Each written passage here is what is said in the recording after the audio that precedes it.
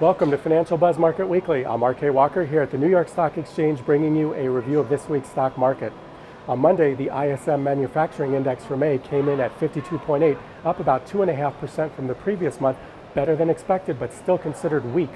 Personal income for April was up 0.4% and consumer spending for April was unchanged.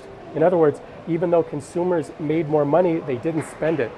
Construction spending for April was up 2.2% to an annual rate of $1 trillion, the highest level in over 6 years. As a result, markets closed up slightly. On Tuesday, factory orders for April were down 0.4%, still weak and below expectations. However, total vehicle sales for May were extremely strong, coming in at 17.8 million units, the best number since 2005.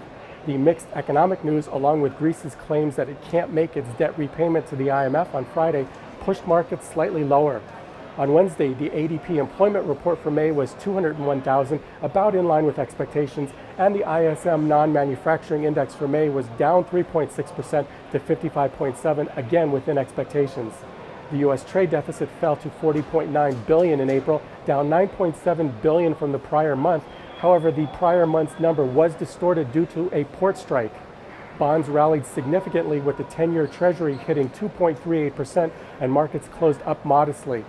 On Thursday, jobless claims for the week ending May 30th were 276,000, down 8,000, and non-farm productivity for the first quarter fell 3.1%, while unit labor costs during the same period rose 6.7%. Markets ended the day significantly lower. On Friday, the non-farm payroll report for May showed a gain in jobs of 280,000, up 59,000 from the prior month, and the unemployment rate went up 0.1% to 5.5%. The jobs number was a big surprise on the upside. Stocks were down slightly on the news, while bond yields shot up. Now let's take a look at some stocks. Intel Corporation announced Monday that they will acquire competing chip maker Altera for $54 per share in a deal worth $16.7 billion. Intel is seeking to expand their product line with the acquisition. Intel's chips currently are used mostly in personal computers, whereas Altera manufactures chips that are programmable by users after they purchase the hardware.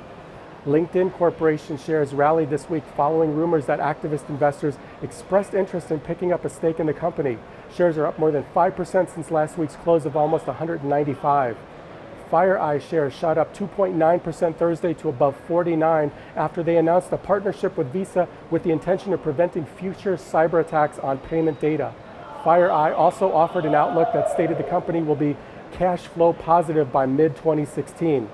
BioReference Laboratories shares soared as much as 35% on Thursday after the company signed a merger agreement with OPKO Health.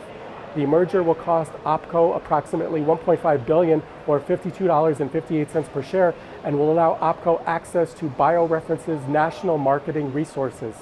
This is Financial Buzz Market Weekly. I'm RK Walker, and I'll see you again next week.